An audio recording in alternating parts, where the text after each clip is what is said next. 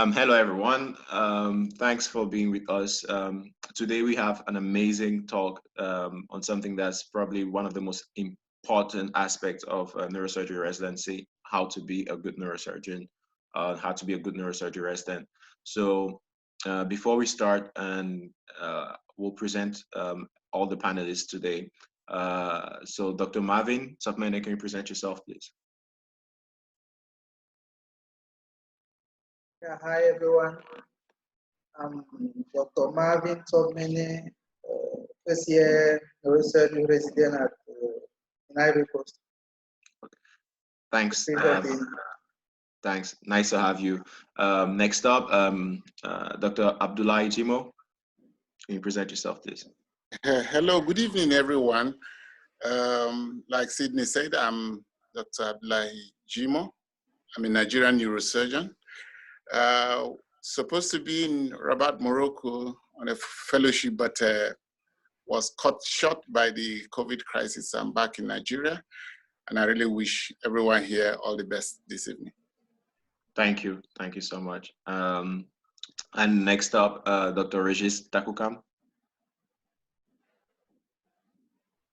Hello, everyone. I'm Regis Takukam, postgraduate year one of neurosurgery residency and Ivory Coast in Abidjan. Nice to meet you all. The subject of today is a lot of interest for me. So let's go on. Well, thanks. We're happy to have you as well. And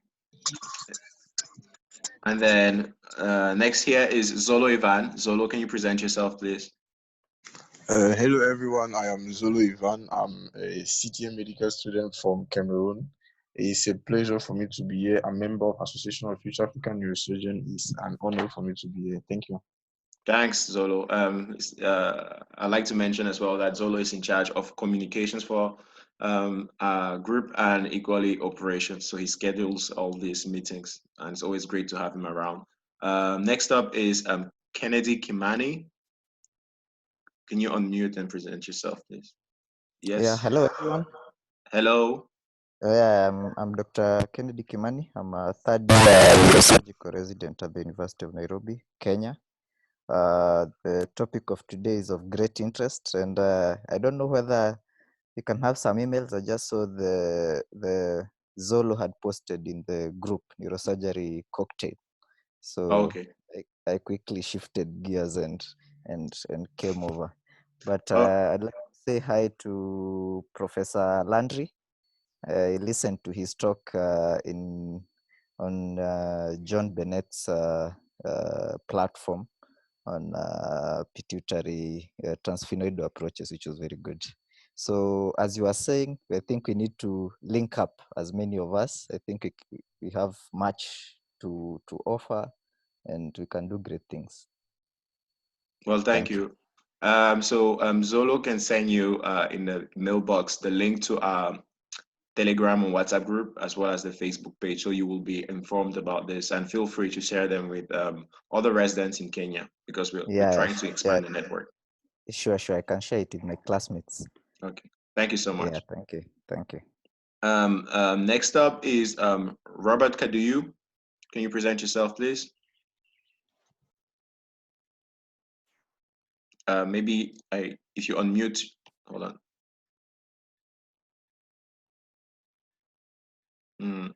Not working. Okay, no big deal. We have Chloe. Oh, okay, sorry. Yes, go ahead. Hi guys. Hi. Hi. Can you present yourself, please? Yes, I'm Robert Kaduyu. I'm a neurosurgical resident at the University of Nairobi. I'm in my third year. Kennedy is my classmate. He just actually told me about this Zoom meeting, and I thought the topic was quite interesting. It's very good for us to get together and share notes and see what's up. Yeah. So that's it. Okay, thanks. We're happy to connect from all the corners of Africa. We know Kenya has contributed a lot to African neurosurgery. We have a lot of greats from Kenya in neurosurgery. And then the next panelists to present themselves, Asen, Daniel, can you present yourself, please? Hello, everyone. Hi. Hi, I'm Arsene Daniel. I'm a medical student from Université Catholique de Bukavu. I'm a MD candidate for 2020. Oh, sorry, the network isn't great. Sorry, Asen, I will just go ahead. It looks like your network isn't great. So Asen Daniel is a medical student in his final year from the Democratic Republic of Congo, a long member of the Association of Future African Neurosurgeons. So it's always great to have Asen here. We have a few other panelists that just joined. Dr. Abdoulaye Keita, can you unmute yourself and present, please?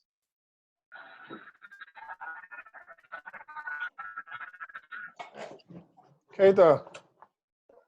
Hello? Yes, Yeah, yes, we can hear present you. yourself. Good afternoon.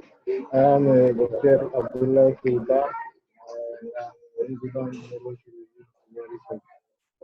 Oh, Ivory Coast. Okay. Nice to have you. And we have Darwin Shichimba.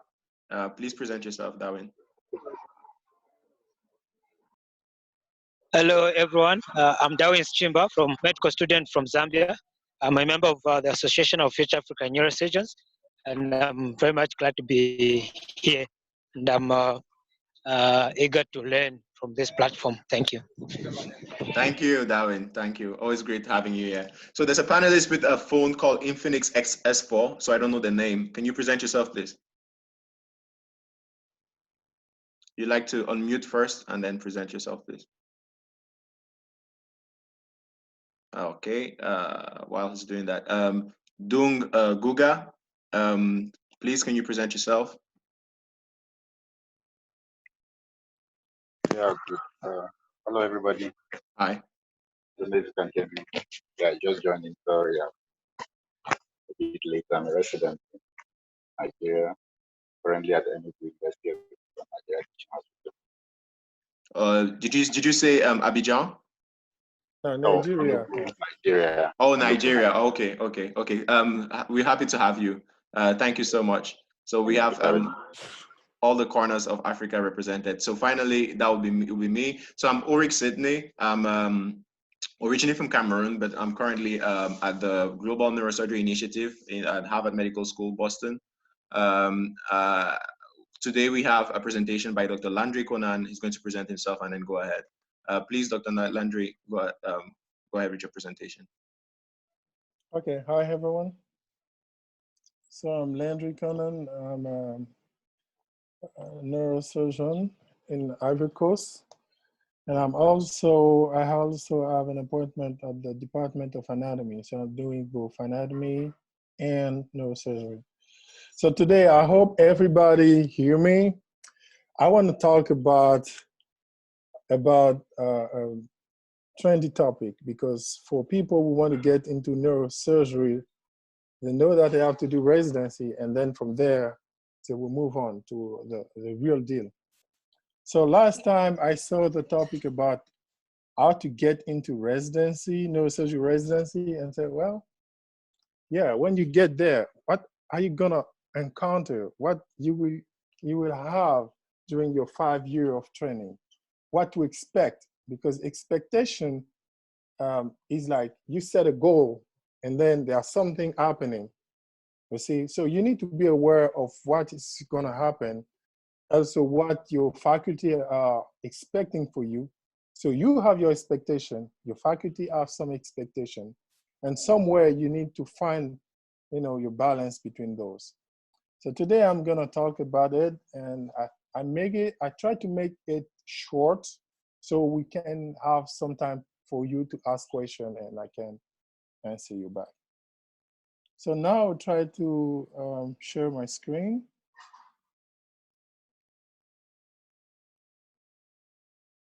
Well, just wait a couple of minutes. This is my screen. I have so many screens, 3 or 4 now. Okay, I think this one can be good. So now I will present. Well, I still don't see it. Maybe I can do it on my end. Or is it? Oh, okay, great, perfect. Now you see my screen, right? Yes, yes, we see your screen. Yes. Okay. So let's talk about what makes a great resident in neurosurgery, to be specific. So, okay. So why people choose to be a neurosurgeon? Here, the name of the forum is Future African Neurosurgeon, okay? So why did we choose to be a neurosurgeon? And to answer this question, I just put a picture here. I don't know if somebody recognized him, but here is Ben Carson. And there was a movie that was done after his life. So maybe some people got inspired after watching this, or maybe some people like me got some medical drama personally, or some people have a family encounter with the medical realm with maybe a neurosurgeon, and then they decide they want to be a neurosurgeon. Some people just find out neurosurgery by a friend or by being a medical student during their rotation. So everybody has something to say why they choose to be a neurosurgeon. So to be a neurosurgeon, obviously, you need to go through residency, okay? So I'm gonna talk a little bit about this. So people have some ambition. They say, okay, I wanna be a great neurosurgeon. I want to be a kind of Yazagil, or let's say, who else? Anesthemia, or the next Michael Lawton. Yeah, but between the dream and what is gonna happen, let me tell you that there are many challenges that you need to be well aware and prepare for. Okay, so I really enjoyed Grey's Anatomy. This guy was one of my favorite guy, and I think some people too. So through my presentation, I would go into 4 steps, going into neurosurgery residency, and then the challenge that you will encounter. After the recipe, we'll talk about the recipe for disaster, and the recipe at the end, recipe for success. So when you want to go into neurosurgery residency, you need to know about this specialty. And for many, many doctors, this is a kind of mysterious specialty. So most of the people who get into neurosurgery, most of the times they have an interest. They have an interest for human anatomy and for neurology and maybe for general surgery, let's say like that. They need to have those 3 passions: human anatomy, neurology, and surgery. And usually with those, they want to get into a neurosurgery residency. But one of my advice is, if you want to be a neurosurgeon and you want to practice in Africa, I highly advise you to do your residency in Africa. And here's my reason. First, when you do your residency in Africa, you get immersed with all the environment that we have here, with our culture, with our belief, with our equipment and technical limitation. So compared to people who got trained essentially in Europe or let's say in US, when they come back, there is this inadequation between what they saw, how they got trained, and what they find. And for most of those people, they can have big deception, and finally, they will not be able to perform as well as they wanted to.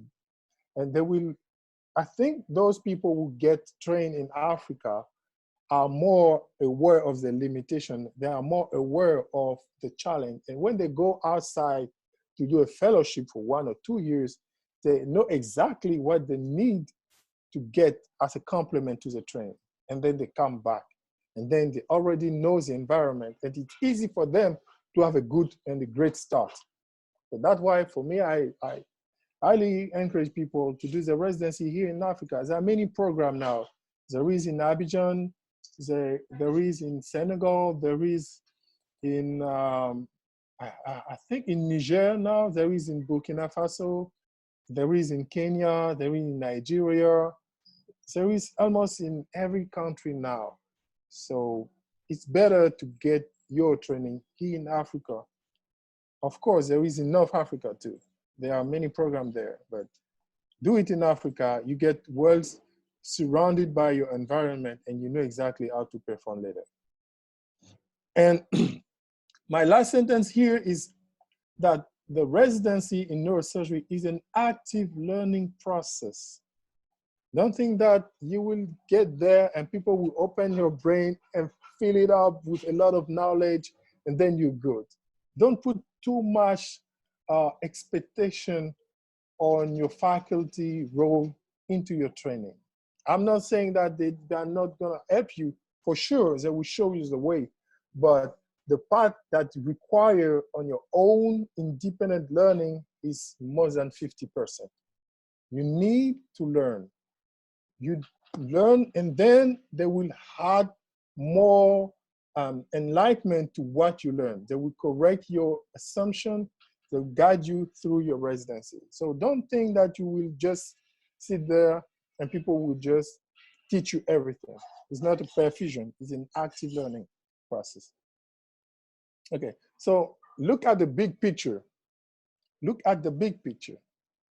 You have ingrained your residency time. It's like 5 to 7 years. And then after you become an attending neurosurgeon for almost 20 or 30 years. So I tell my resident that what is 5 years compared to 25 years more? Those 5 years is for you the time to make a great time. It's your time for you to, let's say, to make a great start. If you want to run, you want to sprint, whatever you want to do, there is a training behind it. And the residency is a training. So 5 years seems short, but it seems long, but in reality, it's short compared to the time you will have during your active practicing time. So my next slide is something amazing for me that I was able to notice. For me, there are 3 types of people. As you see here, the knowledge and the writing skills.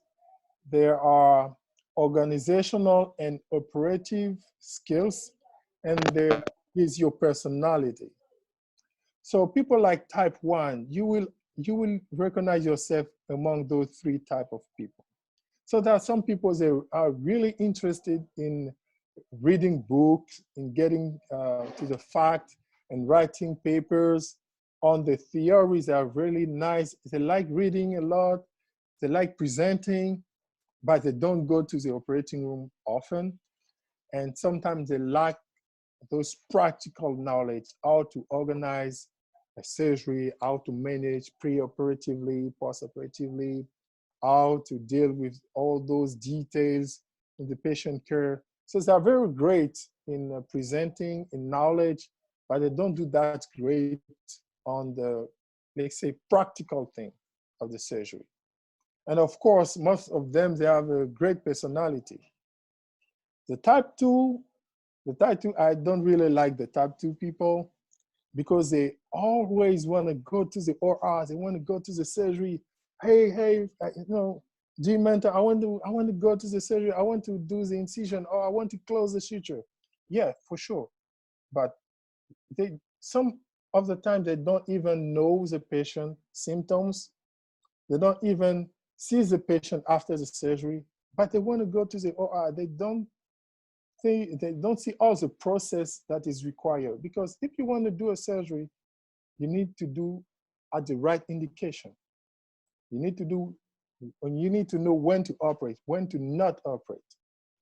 You know, you need to know what you're looking for, what you're expecting during the surgery and after the surgery. You need to have knowledge about how to examine your patient, what kind of symptom you're looking for. So those people, they lack a lot about knowledge and they are very practical. But as you see on the red here, it's like even the practical skills is limited because of the lack of knowledge. Even if you seem to do great, you will not reach your full potential. To reach this full potential, you need to know more. You need to read more. Okay? So those type 3 of person, they have a good personality. By personality, I mean they have ethics. They are really humble. They are curious. They are really nice to people around them. So with these attitudes, they get the skill to write, to read. They have quite a balanced type of life. They can highly balance with the knowledge and with the operating skills. So that type 3 kind of people is what we should look for. And of course, I didn't put a type 4 with like 100% good in knowledge, 100% good in operating skill, 100% good in personality. I think that's not possible because you still need to keep some room for your improvement. Okay, that's why they don't have all, those maximum level because they are room for improvement. Okay, so when you get there, you set your goal. You say, okay, I want to be, there's some people that said, okay, I don't want to go into academic, so I don't need to write. I don't need to be too knowledgeable. If I can do, it's like those type 2 people. If I can do like a laminectomy, I can do fusion, I can do brain trauma surgery, I'm good. I don't need to write paper. No, I'm fine with it. So everybody has his own goal. There are some people that say, okay, I really want to go into academy. I want to be a professor, but they don't really pay more attention to the surgical skills. But all they know they want to do is to be able to have and to make great presentation, to be famous, well-known in many people. And I'm pretty sure there are many people that are well-known, but they're not operating a lot. They don't have really great surgical experience, but they are presenting a lot. I think you need to set your goals. It's fine if you want to be a type 1. It's fine if you want to be a type 2. It's fine also if you want to be a type 2. But whatever kind of goals that you set, be sure that you face some challenge during your residency. And let's talk a little bit about that. So one of the most challenging part is that when you get into residency, especially in neurosurgery, many of your colleagues, they don't really know much about neurosurgery. They go in pediatrics, let's say orthopedics or gynecology, general medicine. So they don't see all the intricacy and all the specificity related to neurosurgery. So first, be sure that you need to have a kind of educational mission. Your part of your duty will be to develop those skills to explain to people why your case is an emergency, why they need to pay attention to those details, why we need this treatment. So you need to have this kind of teacher attitude to be able to explain things. So you have to explain a lot. Everybody can agree that our major co-worker as anesthesiologists. Anesthesiologists, they don't always understand why you say that your surgery case is an emergency. You need to tell them that an acute subdural hemorrhage is not gonna wait to be a chronic subdural hemorrhage before going to the surgery, for example. You need to teach them or to talk with them to get the collaboration so you can have the best outcome when you perform a surgery, for example. So you need to explain to your colleague, but also you need to explain to the patient.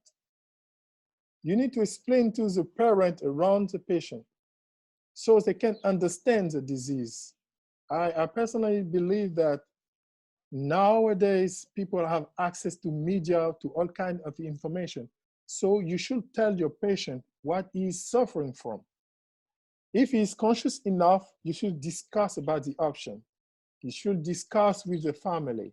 So you need to know and to get skills to know how to talk to patients. You need to have this empathy, to have these words that can, you can adapt your level of language or your level of information based on your patient background. Don't use too technical words. For example, if you are talking to somebody who just live in the village, adapt your talking, your information, and your vocabulary based on the type of patient you have, based on the type of parent. And here, especially in Africa, most of the financial decision and the financial support is made by the family around. So sometimes if you're not able to educate them, to teach them, you're not gonna have a good outcome. Let's say, for example, that you do a surgery on a patient and you don't tell the parent that after, let's say, a brain surgery, the patient may present like a decrease in the level of consciousness. So if he happened, you should go directly to the hospital, to the emergency. Or you may tell them that if the patient is having a seizure, this is how you should put the patient before getting to the hospital, for example. So all those kind of information, you need to be aware that it will take a lot of part of your time, but at the end, it will help you to have the best outcome to your patient. And of course, I was talking about an active learning process. So please, can everyone mute their microphone? Okay, yes, so it's done. Okay, so I was talking about about active learning process. So neurosurgery residency, you will have to learn a lot. You will have to read and write stuff. So you need to develop those skills to be able to read a paper, let's say in 1 hour or in 30 minutes, because there are a lot of things you need to read. So you need to develop these, and this is really challenging because you can do case after case and after case. And I would tell you that you really need to be aware of the symptom, of the anatomy, of the pathology, all those information about a single case. Each single case is worthy of knowledge. So you need to read a lot and write a lot. So those technical skills is also important. So like I was talking about the type 1 people, sometimes they don't spend time in the lab, or maybe if they even don't have lab, they don't allow time for them to be good at hand-eye coordination. They don't spend time at home doing sutures on the clothes or doing suture on the shoes, but all those are important. So as a result, they're not really comfortable when they are in the operating room. So you need to develop all those things, technical skills. You need also to learn about equipment. And that one thing, let's say you are there in US or in Europe, you get in the operating room, the power drill is all set, the neural navigation is all set, the instrument set is already on the table, and you during all your training, it's like that. But when you get back in your country, you need to know what kind of instrument you need. You need to know how to connect the power drill, how to connect the cautery, how to even connect the microscope, all this stuff, because people, as I said, it's a mysterious specialty. So people will not know that it's important for you to have your power drill functioning. So they will mess with the equipment, and when you're doing your case and you see that some instruments are malfunctioning, and you will be in front of catastrophic situation. So you need to know every single thing, every single instrument You need to know how to make the pillow, how to use a headrest, how to do the how to adjust the focus in your microscope, how to clean the power drill, how to assemble it, all this stuff. You need to know all this. And of course, this will lead you to have a high working hour. So you need to be efficient. If you have, like, let's say 20 things to do and you're taking your time, 24 hours will not be enough for you. And I think many residents during the time, they encounter this situation where they feel burnout because there are so many things to do at the same time. They need to wake up at 5 a.m. and they go to bed around 1 a.m. again because there are so many things to do. So you need to be efficient, be available, have a great time management skills. And of course, you need to deal with your personal problem. By personal problem, I'm thinking about, let's say, financial issue. Many people, they leave the countries, they go to another country to get their fellowship or to do the residency. So sometimes money is an issue. You need some people, they need to work part-time somewhere to be able to raise money enough for them to live. So all those problems can be a limit to your learning process. Some people, because they are, let's say, they are married, they are all time in the hospital, they have couple issue, so relationship issue can also be a trouble for you. So all those, you need to be able to balance and to deal with all those efficiently, to be able to take the maximum profit of your time during your residency. And of course, you're working with people. Sometimes there will have conflict between your co-resident. You will have conflict with your faculty. So you need those emotional intelligence to be able to deal with it, to not be overwhelmed by all those stressful factors. And of course, you need ethics in everything you do. Because remember, your first goal is to have the best outcome possible for your patient. The best outcome possible. And first of all, we say primum non nocere, like you should not harm the patient. Okay, so let's go to the next slide, because this was about the challenge. I don't want you to all think that neurosurgery is so difficult. There are so many challenges. And of course, there are those challenges that you need to be aware of. So let's go for the recipe for disaster. My last word was about ethics.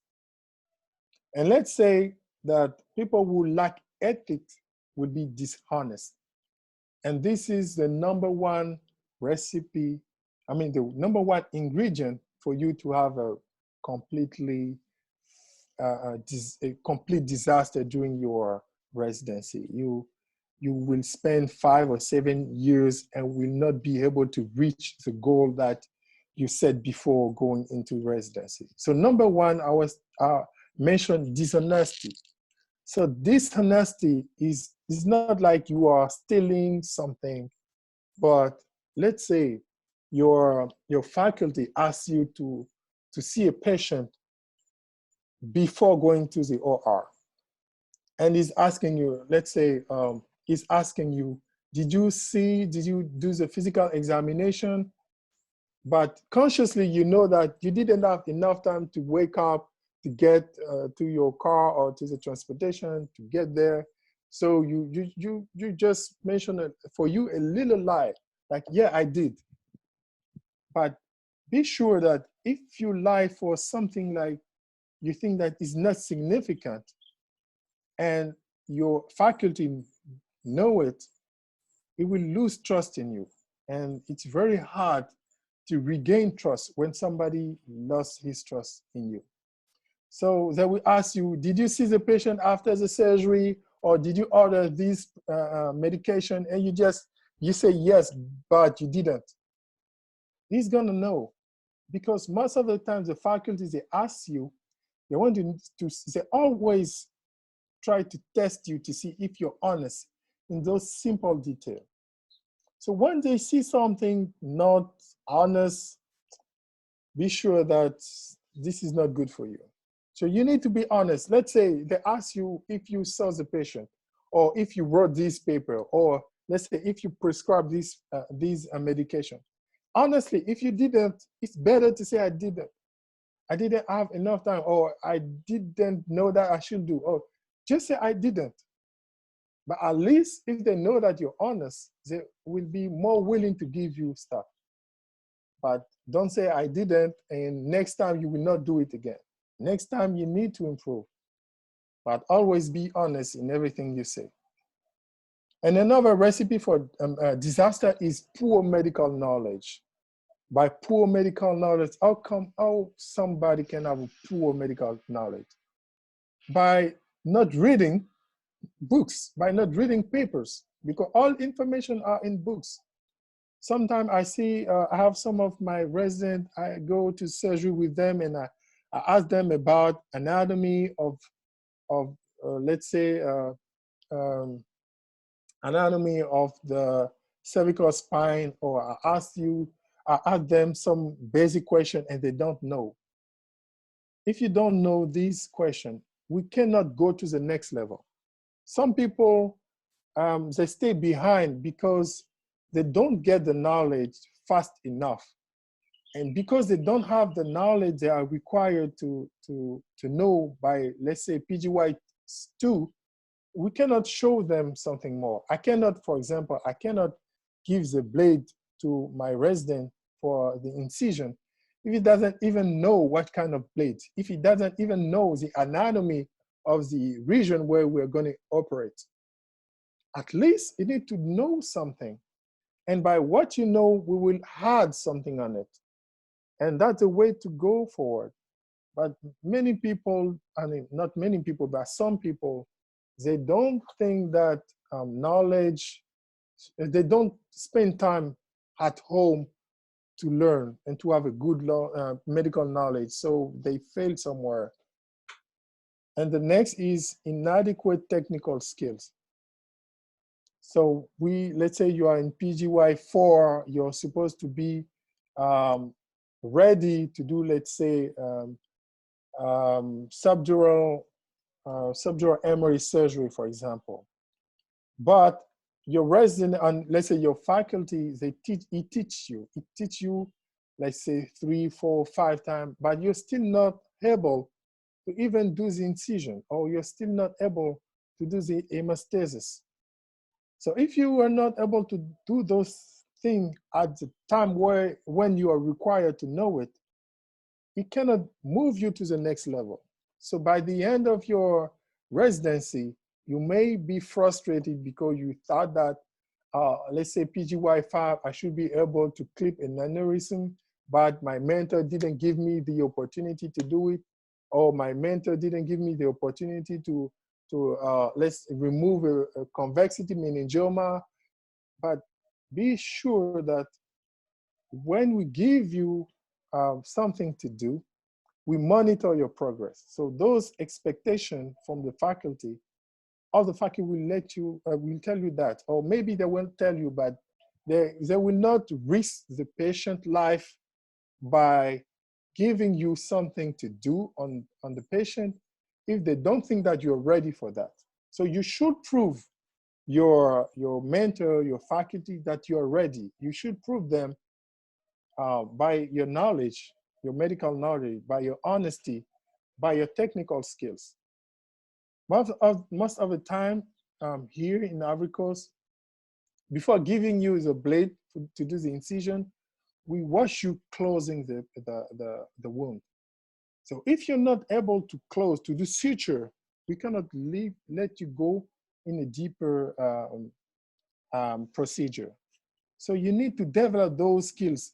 Don't think that you will learn how to do suture on the patient. You need to know how to do suture on a model, on a pork feet, or on your mattress. You need to train yourself before getting to the OR. If you have an anatomy lab, that's great. You need to go there to allow you some time to go there and to get those skills. It's not on the patient that you're gonna learn. So let's now go to the recipe for success. So first, to be knowledgeable. So how you can build this strong medical knowledge. And for me, I'll let you know that that's the way I did, and I highly encourage people to do it. So read a lot for sure, but do it on a daily dose. So let's say, put in your mind that every single day you need to learn at least one more thing that you didn't know before. Every single day you need to know at least something. So another way to do, a most active way to do, is to learn by cases. So actually, what I tell my residents is like, if you have, let's say, a pituitary surgery case with your mentor, for example, or you see it in the hospital, go learn the anatomy, go learn the physiology of the gland. Go again, learn about the symptoms, learn about the pathology, learn about the surgical anatomy, learn about what kind of procedure is done, why it is done, learn about the outcome after the surgery, what kind of complication you can see, what kind of clinical symptoms the patient can have. So when you learn this and you go to see the patient and you follow the patient through his time in the hospital, you will be able to compare what you saw on the book and what you saw on the patient as symptoms, as procedure, as complication, as outcome. So if you have a, let's say, case of pituitary adenoma, you read about pituitary adenoma from the anatomy to the outcome. You have another case of subdural hemorrhage, you learn from the anatomy to the outcome. And by doing that, you will build a kind of visual memory of the case from the beginning to the end. So that's my advice. And always be an independent learner. Your faculty may have a way to do a craniotomy, but maybe this way is because that's the way he got trained, let's say. Maybe there is another type of craniotomy that we can do that can also be suitable for the case. But because you did learn and you come and you propose it, you suggest it to your mentor, he will think and say, oh, so this guy went to read before. That's good. That's the good way to impress your mentor, and that's a good way for you even to build a better confidence in yourself. So because you spend time learning, you're confident when you get to the OR, because most of the faculties, they will ask you questions to have the level of your knowledge. So because you read, you're more confident. Because you're more confident, you will answer correctly to the question. And because you answer correctly, the faculty will trust you more. And that this cycle of reward that will get you from level 1 to level 2 to level 20, 30, 40, and so on. So also I mentioned here, stalk your faculty to learn how to write. So I don't think that anybody is born with a writing skill. I think nobody is born with operative skills. We all learn from someone. So stalk your faculty or stalk your mentor. Go ask him what kind of writing project he's doing, how you can get involved. And if he gives you something to do, be sure to be diligent in what he asks you to do. So by this way, he can ask you first to go, and most of the time they will ask you to go and analyze the data, because this is the most painful time. You go to see, you gather the data, you analyze it. If you have an issue, you go back, you talk with him, you analyze the data. He will write the introduction, the methodology, the discussion. And the next thing, he will not ask you only to gather and analyze the data, it will ask you to write a methodology.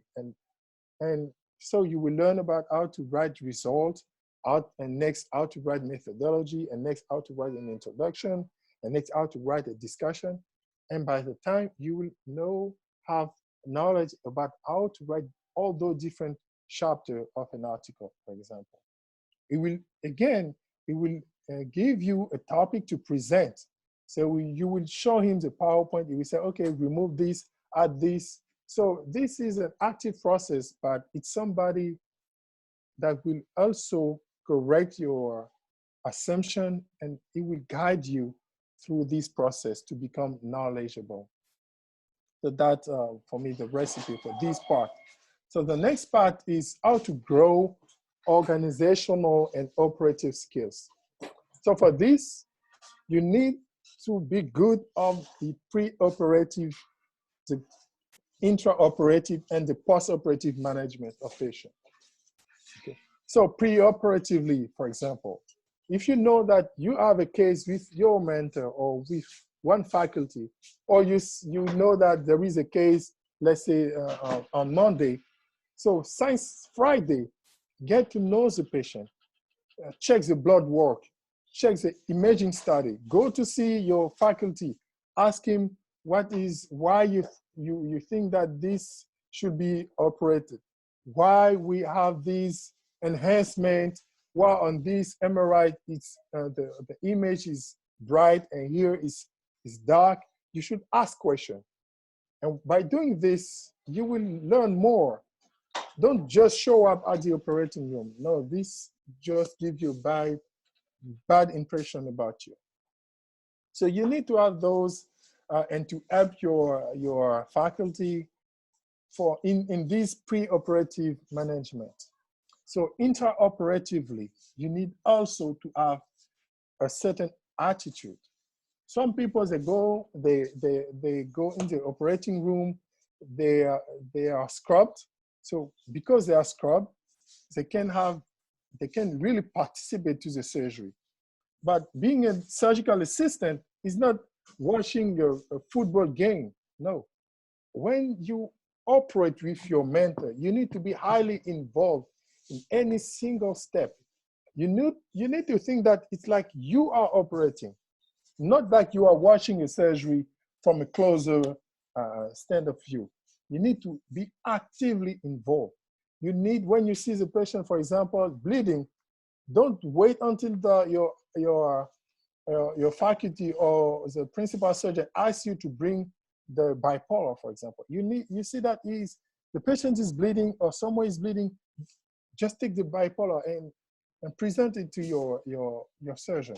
You see that he's having a hard time like making a pedicle flap, go take the right instrument and help him. By that way, the surgeon will know that this guy followed all the steps. He knows the step. He knows what I'm doing. He's really helping me. Don't just be contemplative. Don't just be there and watch and wait until the surgeon asks you to bring something or something. Be involved during the surgery. And also pay attention to details. When you're doing this surgery with your mentor, what around the environment, be sure to be and keep in this clean and sterile fashion. Don't mess with your instrument, don't mess with the section. Be really involved and highly focused. Even if the surgery is 5 hours, be focused. Okay. So on the post-operative management, you need to see the patient. You need to check the temperature. You need to transport the patient into the ICU or into his bed. You need to check the eyes. You need to check the drain. You need to check the suction tube. You need to check the motricity, the motor strength. You need to check everything. You need to check everything. If you don't know what to check, easy. You ask your mentor, what should I check after the surgery? He will let you know. And be involved. no matter what great surgeon you can be, if your outcome is bad, people will remember you as a bad surgeon. So the outcome, the post-operative management is highly crucial for the outcome. And of course, you should know the instrumentation. You should know the anatomy. When we are doing surgery in the cavernous sinus or around the anterior fossa, you need to know what environment, what organ, what artery, what vein, what nerve is around. You need to know. And how you can know it? You can know it from reading books. So let me tell you something about reading books. I know that I mentioned that you should read a lot, and know there are so many ebooks available about almost every topic in neurosurgery. But don't get confused. It's not because you have all the book that it means that you read all those. And most of the time, the more books you have, the less you read. So my advice is, let's say, as I said, on a daily basis, you need to read. Just focus. You take the Greenberg Handbook of Neurosurgery, the Greenberg one. Greenberg, you read chapter by chapter. You take the Greenberg, you take the Roton, and you combine anatomy from Roton, neurology and neurological facts from Greenberg. Those two books are enough for you to set the foundation during your first year of residency. When you're done with this, then you can have some other books, because the more books you will read, you will see that most of the book about one topic is just a different way of presenting the same thing. Maybe more or less illustration. But don't get fooled by thinking that you need to have 20 or 100 books to read. At first, you need to read the Greenberg, and you need to read the Roton. I think those will set the foundation for you, and then you can have, the more advanced you go, you can read over books. So again, practice at home your suture, your knot tying skill.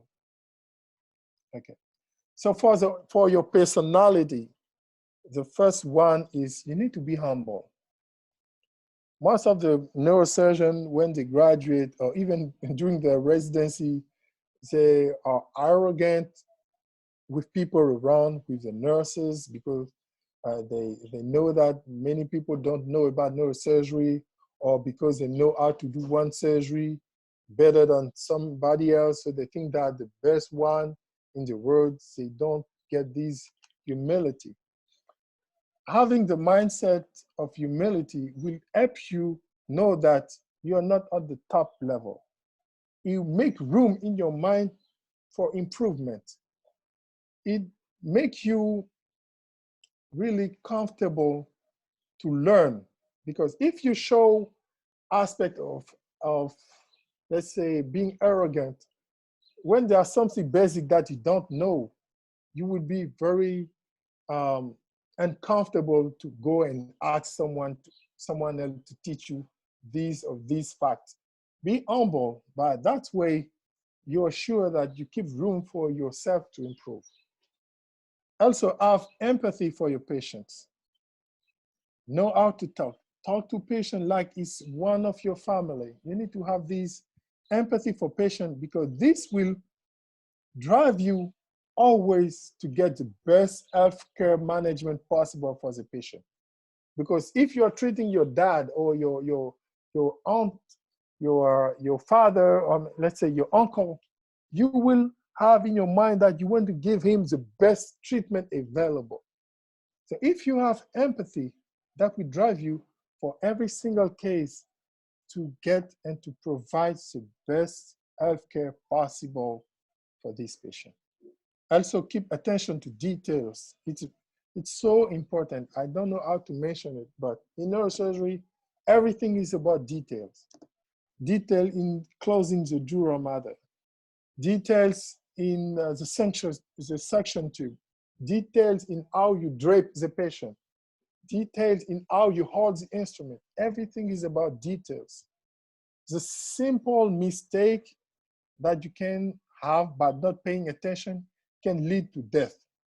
And usually it will lead either to death of the patient or lead to like definitive neurologic deficit for the patient.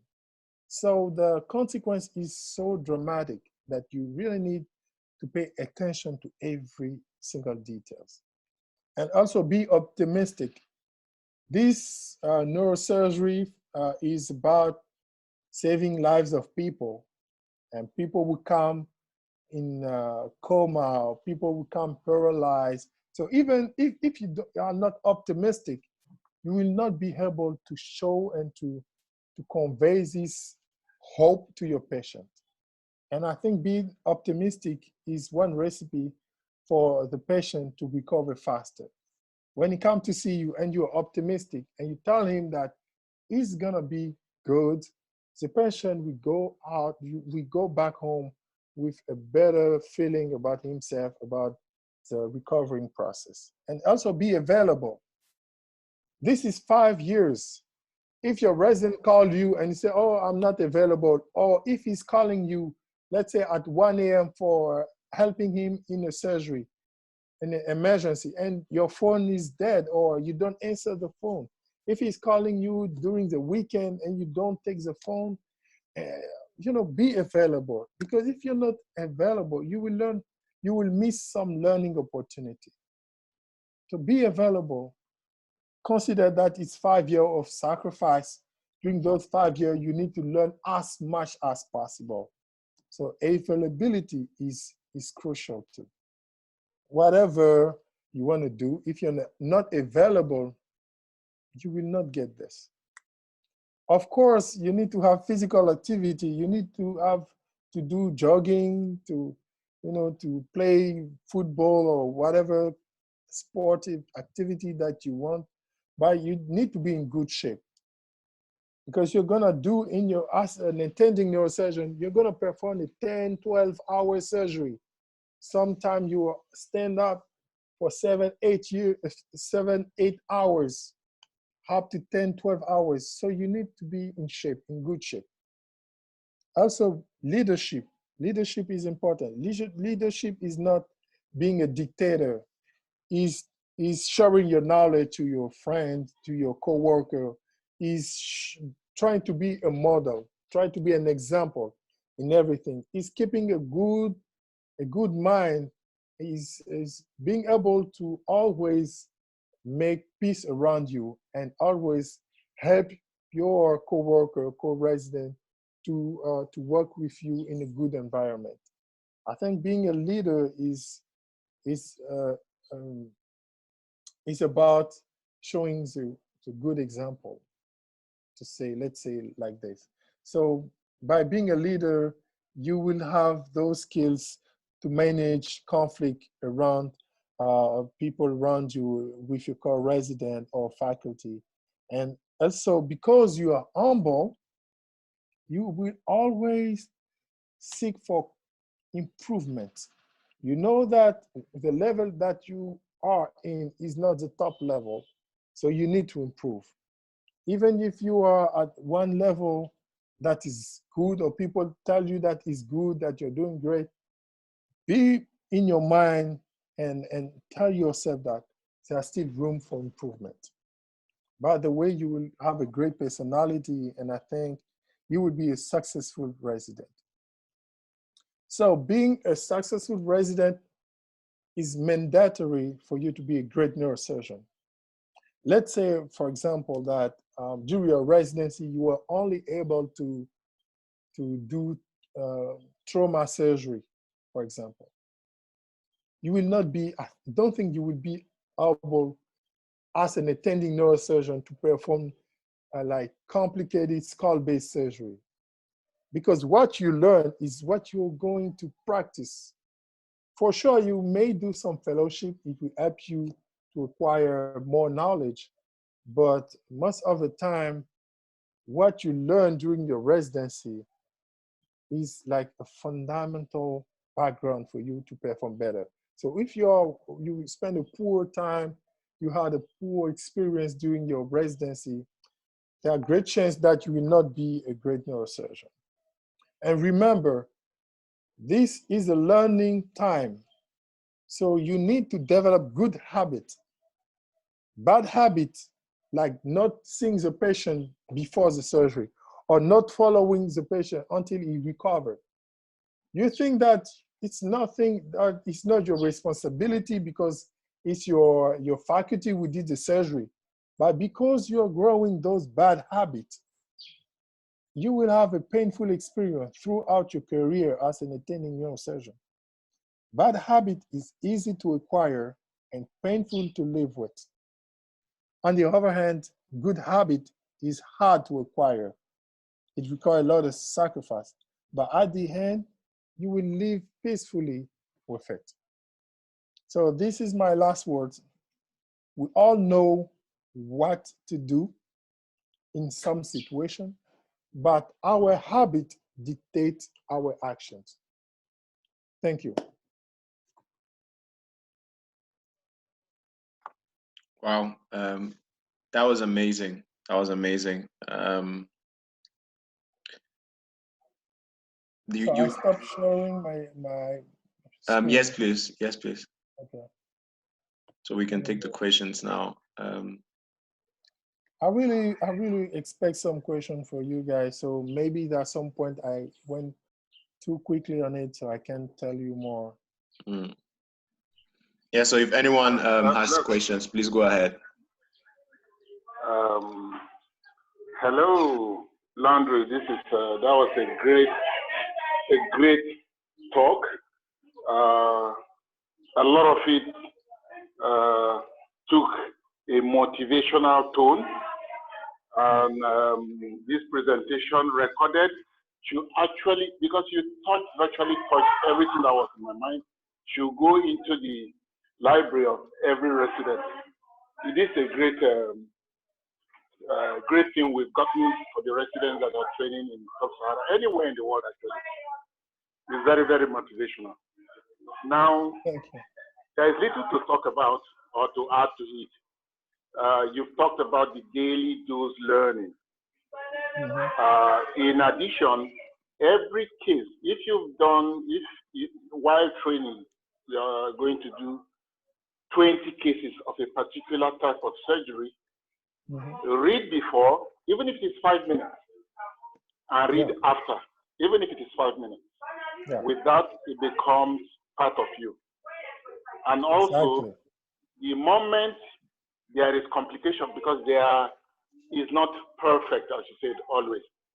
If there is any complication, you must learn from that complication very well. Now, if your attending physician is running into problem, the way you participate while the attending physician, because at that point it becomes agitated, you have to have that emotional intelligence to go along, do things that are possible for him to realize that actually you are not just there to see him sweating it out. Do things, sir, can I, except if he's so agitated to not to listen to anything, but sometimes making that you are getting involved as well, and the company, in his mind, you say, oh, this fellow doesn't want something bad to happen on the table that we're having, and he will confide in you subsequently. I'm talking to you from a practical point of view. Now, again, another part I want to talk about is residency is structured to some extent. No, to a large extent it's structured. So at a particular time you will do neurology, at a particular time you do neuroradiology, at a particular time you do some other discipline. So make sure that you take this part very, very seriously and use it to learn. Time to go out. Some residents take it as if they are doing some external posting, they take it as a time is the time to know the indications for every imaging investigations, particularly like some investigation like MRI, the sequences, the protocols. You pay attention to them. In fact, you should know it as good as the neuroradiologist, if not better, because you deal with this, the image and the practical aspects always. Sorry, let me not repeat your presentation. You've done extremely well. And actually, Sydney, this is recorded. It should be processed. I want every resident, because the way Landry presented this thing is motivational. He touched on everything, and every resident should be looking at it always. Thank you so much. Thank you, Jimo. Thank you. Yes, I will reiterate what Dr. Jimo said there. I was actually writing down some questions as things were going, and then what I was noticing was the next slide will answer my question. I'll be like, oh, okay. So, but there's my question would be time management. A lot of neurosurgery residents struggle with this, especially that transition around the first year. They struggle with how to keep up with reading and doing the rotations and everything. So what would you say is, according to you, the best way to deal with this time management? Okay. So this is a great question. And I think I didn't share my personal tips on my way to manage my time. I'm not saying that I'm so well in it. We all, at some point, are messing up with our time management, but let me share my tips when I was doing my residency. So every morning I try to wake up no later than 5:30, no later than 5:30, every day, every single day. And then I had this opportunity to have a car, so I was driving to the hospital.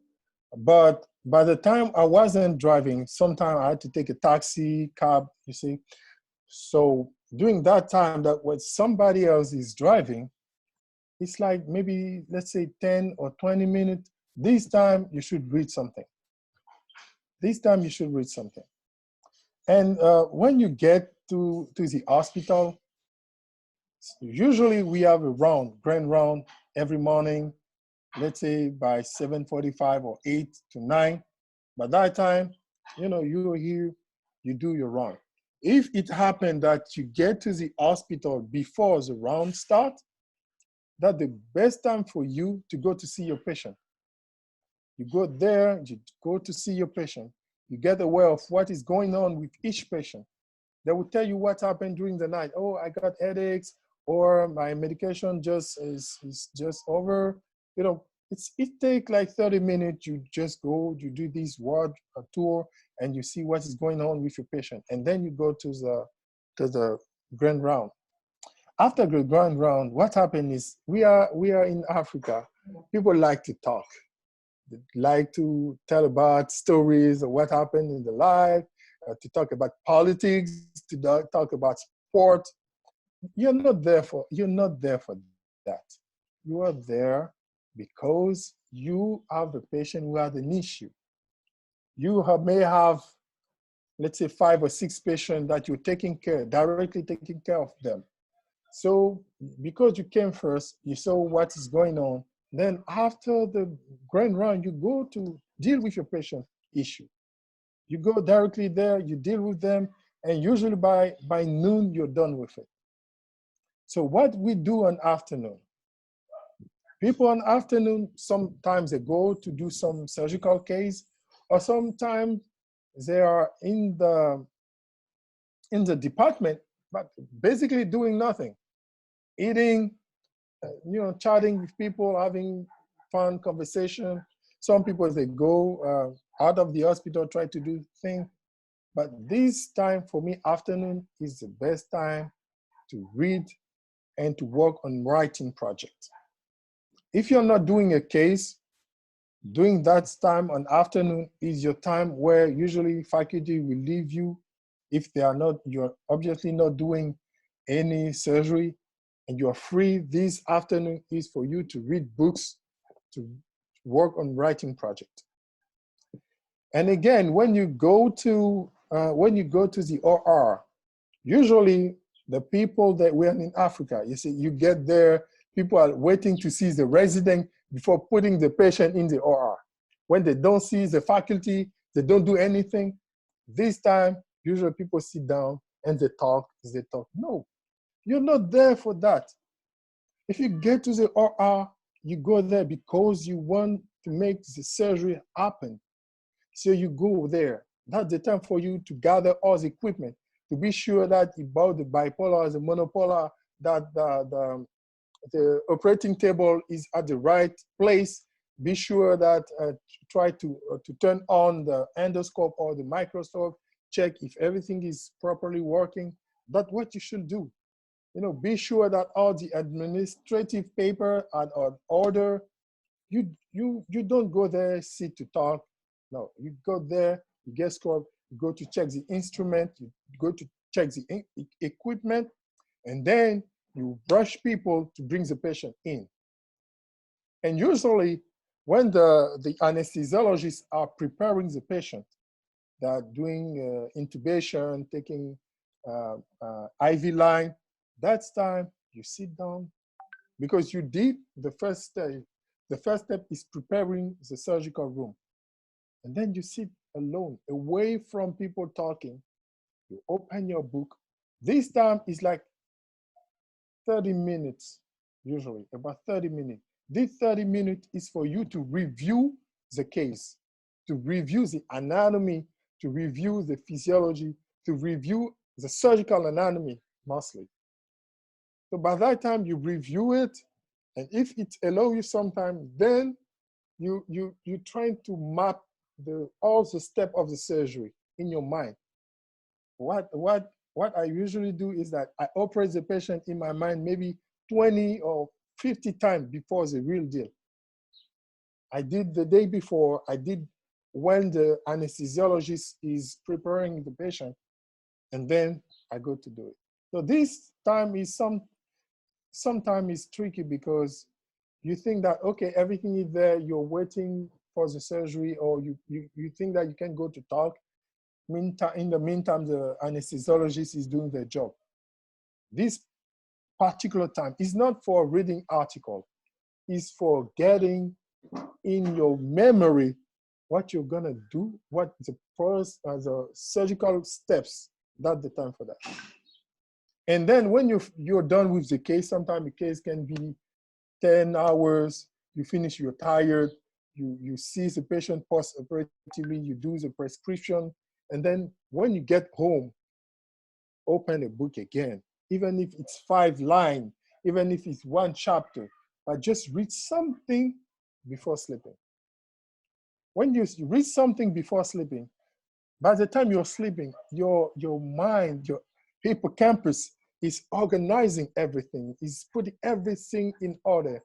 Everything is in order. And then when you wake up, the thing that you learned just before sleeping, even if you didn't understand, it will make more sense when you wake up.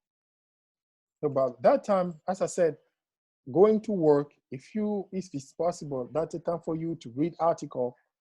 When you are in the operating room before doing the case, that's your time for you to review the surgical anatomy and the procedure. And by the time you finish with post-operating management, it's for time for you to read again before sleeping. So what I do even now, when I finish a case, before sleeping, when I'm in my bed, I open my computer and I maybe review a surgical video about the case, not the case that I did, but a case that somebody else did. And then I can compare what I did during the case to what he did, if it was better or if I need to improve. And then I read about the topic again, or I read about the topic for the next case. So that's sometimes, even if you don't have time at all, you think that you don't have time at all, at least you have those free time. By the time you go to work, by the time you are in the OR and the surgery is not starting yet, and by the time the less 1 hour or 30 minutes before sleeping, at least you have those 3 times. Okay, thank you so much. That's very helpful and very practical. Dr. Jimo shared a comment, and I think it goes to what you said about life with fellow co-residents. And Dr. Jimo says you should avoid speaking ill of your fellow co-residents, especially to your faculty, because it's going to backfire. You're with these people for a very long period of time. You're going to be with them for life after residency as well. So you want to avoid those things. So try and solve your problems personally. My next question, if no one else has one for the moment, is, so again, very practical. Residents on call usually have this tough decision. You receive a case and you have to decide, do I need to call my attending? You don't want to be waiting too long and then the patient just gets worse, and you don't want to call your attending for every single problem. So in that first year, often, be it your attending or your senior resident, in that first year often, or the second year, the residents struggle with that. What should they, how should they make the difference, and how should they even translate the information so the attending understands this is important? Okay, so nice question again. So it's really practical. So as you mentioned, on PGY 1, people are not confident at all. They don't know what to do. Every time they see a patient on call, they call the faculty. Here in Ivory Coast, most of the time, what we do is there are two people on call, like a young and a elder, like a PGY 4 with a PGY 1. So usually the PGY 1 will talk with the PGY 4, and then they will decide something. And if they still don't know what to do, they call the faculty on call. So for me, for example, I think for most of the faculty, we are well aware that the first year will not be confident in what to do. So we are open. What we ask, it's always that they should ask questions. They should get back to us, ask questions. First year, we don't expect them to be ready. We expect them to get the knowledge from the way we manage. So we expect them to call us. So if PGY1 called me at 1 a.m. to ask me what to do on this case, I won't be frustrated. But if a PGY5 called me for something I think it could manage, then I can be a little bit, furious. But for PGY1, there are no way to learn if you don't see how people manage it. So they should not be afraid of calling the faculty. Yeah, that my advice. And of course, this confidence, they will build this confidence, because when they call the faculty and the faculty tell them to do this and this and this way, and if it happened that they were thinking about that too, you see, it will build confidence. They will think, I was also thinking that we should add these antibiotics, and the faculty said that. Oh, so I was right. You see, and then you start being confident. And then the next thing is, I was also thinking that we should do the surgery, and the faculty were saying this too. Oh, that makes sense. I'm more confident. You see, and when the faculty is saying something that they don't understand, they should ask why, and we will tell them why. By making the first work in their mind, they should think also about what they think they should do, and they compare it to what they will learn from the faculty.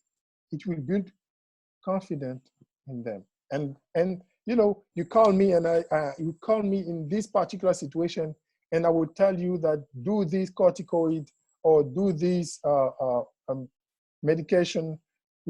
Next time you have the same thing, you will move forward. You will do, and then you will call to say, okay, I did this. And even if it's wrong, because you're a PGY1, we won't take it personally. But don't do something that you think that you master it, but you don't. Don't overestimate yourself. That's one thing that you should not do. Yes, thank you so much. Dr. Messi Matthew has a question. Go ahead. Thank you very much for the presentation. My question is, as you've rightly noticed, the challenge in Africa for us training in the sub-Saharan Africa, where obviously there are some limitations in terms of the facilities one gets exposed to compared to contemporaries who have the privilege of being trained in other parts of the world. Now, what do you advise residents like us in sub-Saharan Africa in terms of trying to bridge the gap in this, in terms of the skills? Because we are going to the future, and everything they tell us, everything is becoming endoscopy, everything is becoming this and that, and most times we don't have exposure to that. What do you recommend? What are your suggestions to residents in sub-Saharan Africa on how to be able to catch up, at least in some ways, compared to contemporaries in other parts of the world? I don't know whether you get my question. Thank you. Yeah, I completely got what you, let me rephrase it if I understood well. So you said that given that we have in sub-Saharan Africa some technical limitation, mainly about equipment, about surgical advance, how to break this gap, how to let's say, to deepen your knowledge or your understanding of, let's say, one one procedure, or how to overcome with your equipment limitation. Let's say like that. Okay, is it what you were asking? Yes. Okay, so I would. Yes, and even the. Okay. Yeah.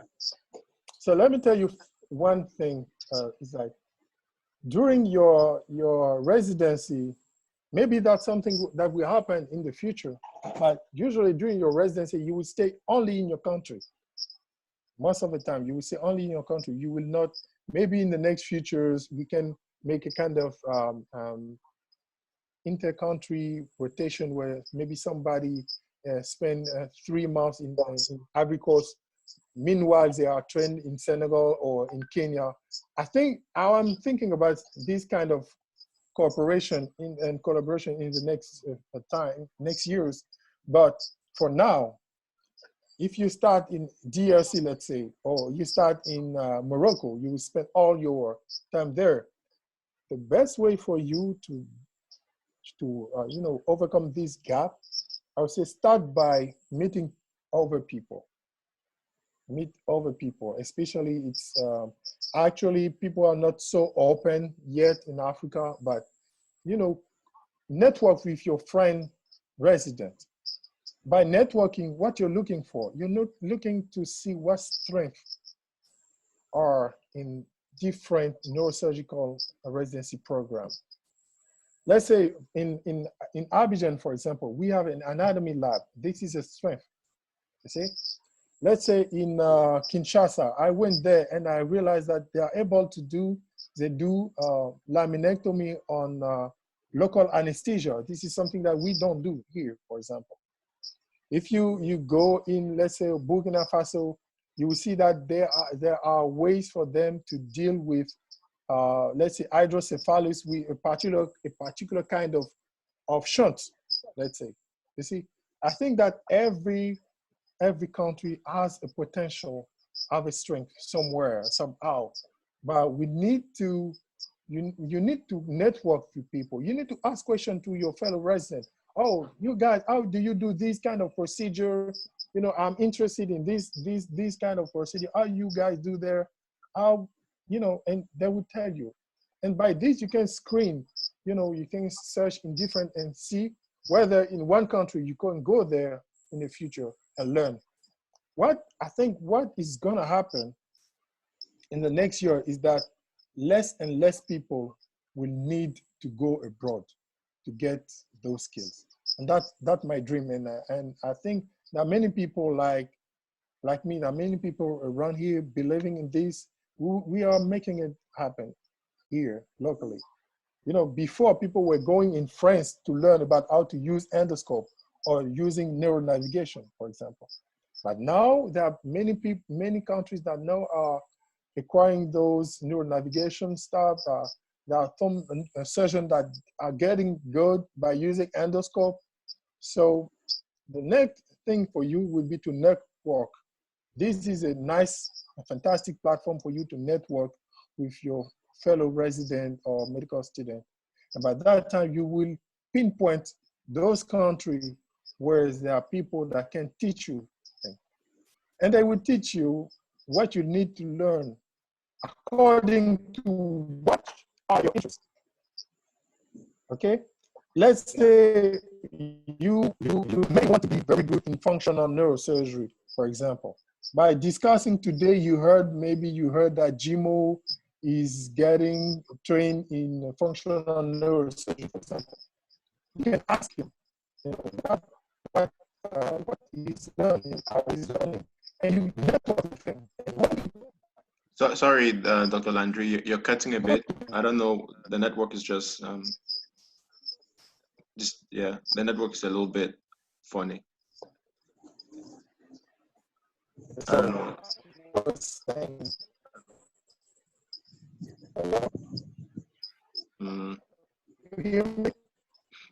Difficultly. I don't know what's happened, but the network is it just became awkward.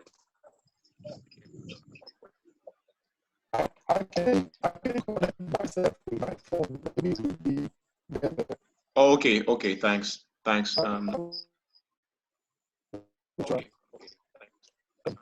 Yeah, with the phone it might be better. Yeah.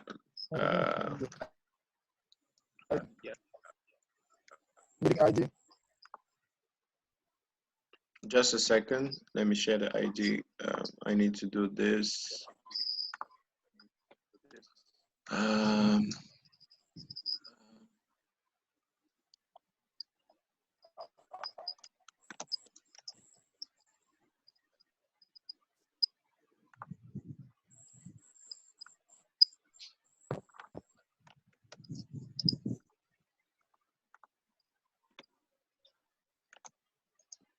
My computer is getting slow.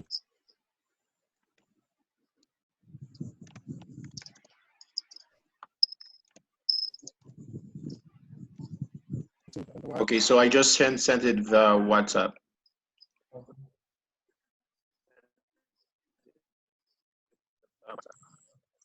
Okay, I'm connecting myself. Just give me 1 minute.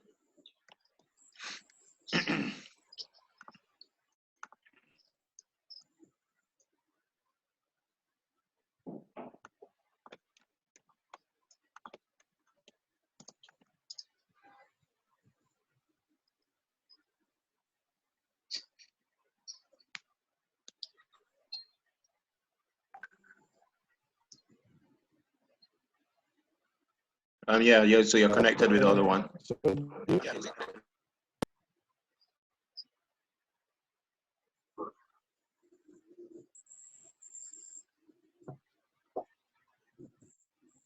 Hello, do you get me? Perfectly. Amazing. Yes. Okay.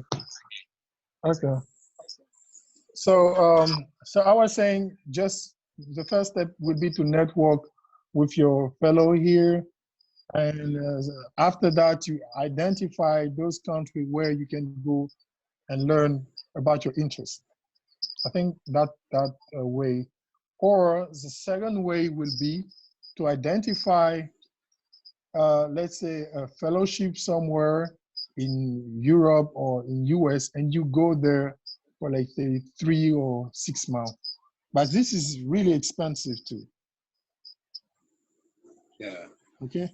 And especially, Ulrich, Sydney can tell you that, for example, if you want to get into a fellowship in US, for example, it's about who you know. So if you're interested in going in US to learn something, the first step for you would be also to network with people from US. How to network is by going to one of his congress. One of these congress, you go there, you meet people, especially people that are doing your particular interest. You go there, you talk with them, and then you ask them if you can go there and watch them operate, or if they can teach you. And usually they say yes.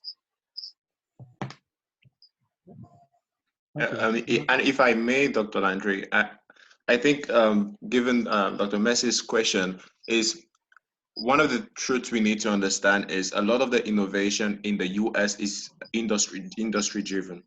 So there's a lot of the medical equipment companies pay a lot of money so that research and practice goes in the direction of the equipment they have. And the consequence is a lot of those solutions are actually very expensive. The truth is, if we had to just transpose those solutions to our countries, it will be really difficult. It will be really difficult to be able to bear that cost. So at one point in time, we might need to actually develop our own solutions. A lot of the equipment here, if you check the equipment in the big centers in the US, there's no way you're going to go and spend $1 million US for some of those equipments, $2 million US sometimes. They're really good, they're fancy and everything, but how do you get people to pay for it? Will the government just spend that money and just let it be there? So, and then the fact, what he said about networking and using regional resources, that's fantastic, because one country might not be able to get all the equipment in the world. But if one country, for example, has a stereotaxy, another country has the new interventional neuroradiology, then that's how we should be working regionally and using those resources. And I think that that in itself is amazing. We should know, that's why we should be here. You know that this resident in Kenya is there, you speak with them on WhatsApp. Feel free to connect with everyone. Thank you very much. I think I've gotten a lot, and I want to believe I've started networking already. Yeah, you should. We all should. Is there any other question by someone? Yeah, I have a question.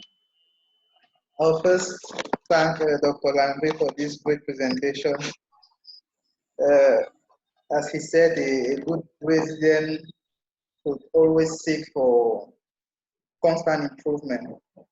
And doing so, he also gains in confidence. But I would like to know what should be the attitude of a resident towards his senior co-worker when he has a different point of view. Because if he's being proactive, they may say he's not humble. So usually have that problem. So I'd like to know what should be the attitude. So okay, so those kind of situation happens a lot. Let's say you have a senior co-resident who doesn't know some fact or something, but because he's your senior resident, he's like your chief. So sometimes it's hard to let him know that he's wrong, or you don't know how to tell him your point of view. So this is not about, let's say, it's not about proving that somebody's right. You know, don't try to show that my personal point of view. Don't try to show somebody like your elder that you know better than him. No, you will only build an enemy by doing this. If you think that what you say is right, you can just say, okay, I read something and mention the source. I read something about this, and I think this is what we should do, for example. And I think that this is what is happening right now in this patient, for example. And then he can tell you, okay, I don't think it is true what you're saying. And I think he should let him know where he got his information. Because when you were saying it, you do it politely and you mention your sources. So by his answer, he should tell him where he found his experience. I mean, his answer. And most of the time, if it's not in a book, he will tell, okay, I had a patient who was doing this, and this is how I realized, and this is how I noticed that this thing is true or this is wrong. But always in the beginning, don't try to challenge. It's not about challenging your elder. It's about mentioning something that you read and you think that is true, and you ask him if your assumption is true based on what you learn or on what you read. I think this is a good way to approach your elder in this situation.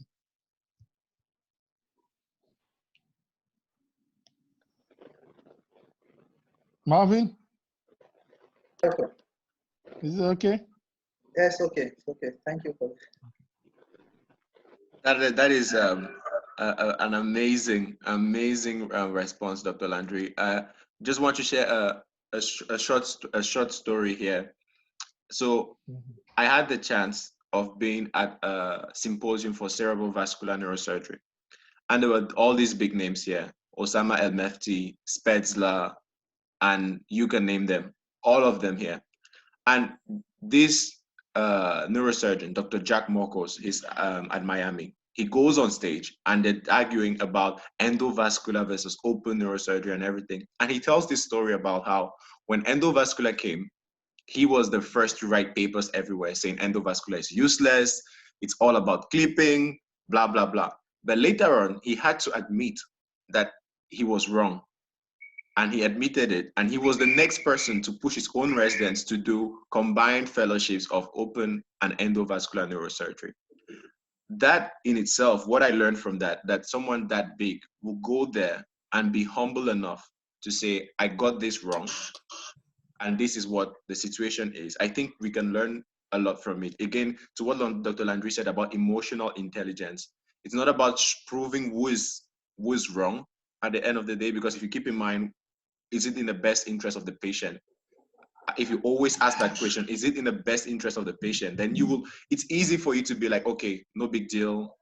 Let's move on to the next one. And definitely we will all learn about this. I think that was, I learned a lot from that anyway.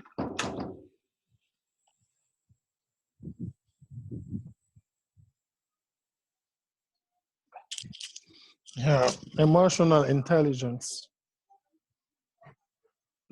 Another question? This is Robert. Oh, Can you hear me? Yes, go ahead, Yeah. Dr. Robert. So there's Dr. Robert and Dr. Regis Takukam who have a question. So let's first go with Dr. Robert, and after that we'll go with Dr. Regis. Yes, Dr. Robert, go ahead. This has been very profound and insightful for some of us. I've just been, sorry about this, just been checking out Dr. Konan, and he's done a lot of publication. I just want him to just tell us about his journey into research, how it all started, and how he has been able to, maintain that culture of, publication. Yeah, thank you. Okay, so you want me to share my journey about research? Yes. Okay, so as I mentioned, nobody's born with a writing skill. Okay, I think the common background is to look for improvement, to seek improvement. So initially, when I got into residency in neurosurgery, I had a mentor, and he's still my mentor. I learned a lot from him. So what I did initially was to approach him, and I asked him that, okay, I want to have an article. I want to publish something. And say, okay, I'm working on this project. Okay, go and gather the data. That's what I did initially. Gathering data, you had to go in different hospitals. You had to go dig into old archive. You had to find, hospital notes, operative notes. So this is really tiring, But at the end, I was able to gather all this and, extract a meaningful information for that. So I gave it to my mentor, and he used it to write a result. So I pay attention to how he was writing the result and how he was again writing the method, the discussion, the introduction. And after that, we continue collaborating on many other projects. The next thing I did was to buy a book about how to write article. So I bought a book about it. And I was really looking for a way to efficiently write paper. So I got into a paper that showed outline of every single chapter on an article. So that's what I really appreciate this paper. Maybe after that, I can share it on the WhatsApp group, this paper. So I use it as a template for me to write over paper. I use it as a template. So I use it and I send it again to my mentor for him to see and to write me back his feedback, how I should improve this chapter. That's how I did initially. So after that, I got this opportunity to go in US for research. And there I learned a lot. My mentor was a Chinese guy. And you know, Chinese guys, they are hard workers, they are fast workers. And what I learned from them was so amazing. They were able to write an article within a week. Able to write it within a week. There are so many tips for that. Maybe I will make another presentation about that because it's gonna take time. But let me tell you that to be able to write, you need to read. To be able to write, you need to read. So when you read a paper, don't just read like you're reading a letter. Try to find the anatomy of this article. Let's say, for example, when you read an introduction, the last paragraph of an introduction is where we say, in this paper, we study, or our aim was to study this and this and this. Okay, all the paper. The last paragraph is about the aim of the study, the last paragraph. Okay, and then look how they write the result, what the tense they use for that, what the vocabulary they use for that. And nowadays we encourage people to publish in English. Even if your vocabulary is not great, but because you read a lot of paper, you may compare the way, let's say, the way they write the last paragraph of the introduction. Some people, they may say, in this paper, or some other people, they can say, in this article we aim to, or in this article we present this, or in this paper we investigate on this. So you may find those typical sentences. The more you read, you may find those typical sentences. And your next article that you will write will be a mix of different sentences that you found from different papers. I don't know if you understand what I'm saying, but it's like learning from other people. You don't read the article like an ordinary reader. You read out the article for the structures they use, how they develop, what are the transition words they use to go from one idea to another. It's like you're going into the anatomy of the article. And next, your exercise will be to write your own. And again, when you read article, you will see that, oh, some people that are writing about, let's say, about the epidemiology of subdural hemorrhage. And you realize that in your country, you have nobody published something about that. So it gives you an idea.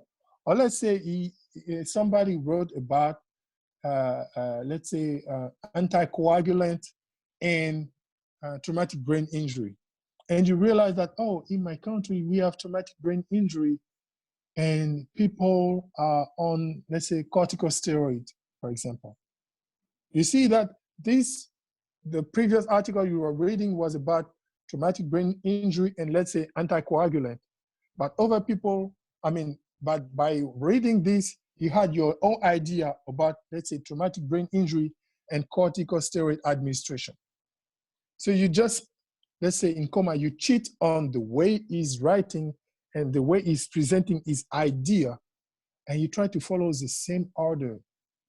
So writing will be a kind of exercise for you. And by doing more and more exercise, you will be more comfortable. So that how I learned. Those guys, they even doesn't really speak good English, but they were able to publish in great papers, big articles, because they read a lot. And sometimes they just pick some sentence, so they rephrase it with their own idea. And this is a way to avoid plagiarism. So they rephrase it, and then they're able to write it on their own and change their own idea by using some vocabulary from different other articles. So let me summarize it again. If you have a mentor who is writing a lot, go get along with him, ask him to get involved in his writing project. And again, when you be more comfortable, try to think about what idea you can write about it. Your mentor can help you, or by reading the anatomy of different other articles, he will give you some hints of how to write your own. Okay, that's what I want to say. Thank you.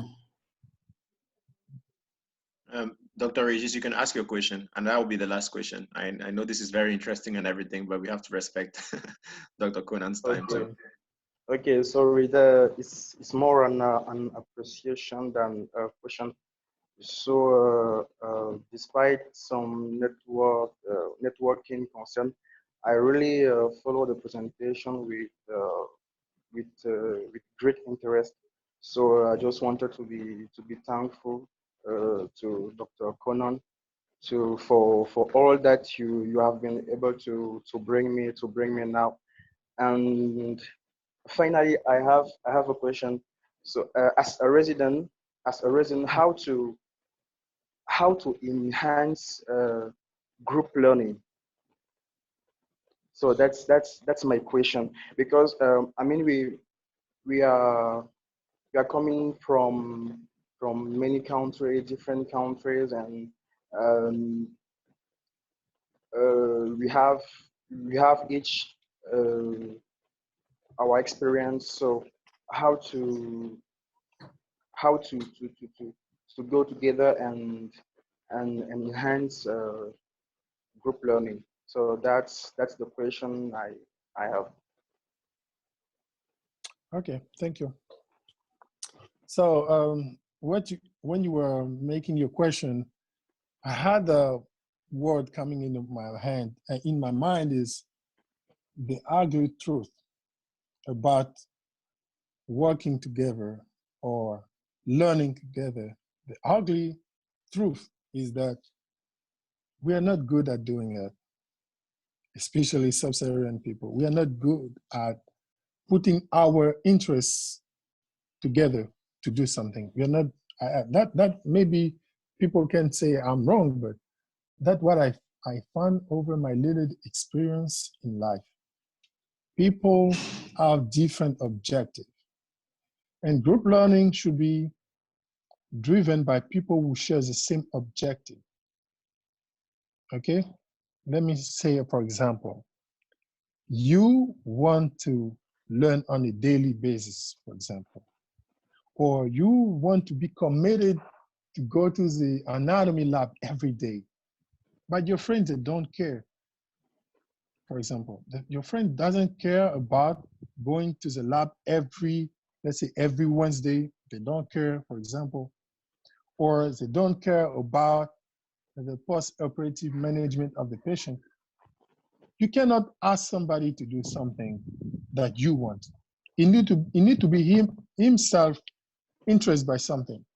So group interest is about people having the same interests that work together. So at some point you may share some interests. So by these interests in common, you can work together. But let's say you are a resident and you want to make a learning group with your co-resident and do some activities together all the time. No, don't think it's gonna happen. You have a personal goal. You came from a personal background. So your goal should be to be like, let's say, the best in your practice, for example. It doesn't mean you need to break everybody around you, but no. It's like you want to be the best version of yourself. by this, there are some commitment that maybe only you will be able to do. Okay, I have some personal stories that I can share, but time is limited. But let me tell you, everybody has his objective. I told you about those 3 types of people. You know, there's some people that don't really care about knowing the WFNS score or the NTS score, or they don't care about the TLIX score, or, you know, they don't care about this. No matter what you want, to let them know they don't care. Some people also, they don't care about going to see endoscopic procedure because all the focus is about doing spine surgery. You cannot, you know, force them to do anything. But if you find somebody in your environment who shares the same passion, the same interest, yeah, you can get along. Even this presentation, there are so many people that could benefit from this presentation among the African neurosurgeons, I mean, resident. By some think that they have something better to do, or some people think that, okay, they don't need to watch it on live, they will watch it together. This is fact of life, you cannot change it. Okay, thank you. Yes, that was amazing. That was really, really fantastic. I mean, this is one for the records, like Dr. Abdullah's Jimo said. Immediately after this, we'll upload the video on YouTube. Please feel free when we share it in the group to share with other people, because that's what we need to do. We need to share the information. About the research, for those who don't know, every once in a while we put research questions in the group. And if you're available, because that's another thing, please be reliable. If you say you're available for research, please be and do the work. We do this and we're getting a few papers published already, so you might have seen some of them and you will see others coming through. If you have your own research idea, make sure that you have permission from your faculty as well as ethical clearance, and then we can work on those research papers.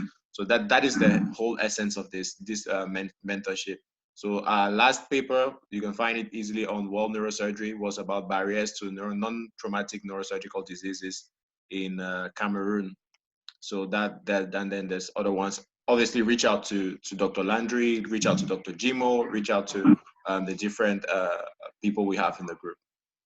We'll share the rest of the information in the WhatsApp group. And thank you so much. Have a great weekend. Thank you, Dr. Landry. This was amazing. I mean, fantastic. Nothing more. Okay, bye-bye. Have a great weekend. Bye. Bye. Bye.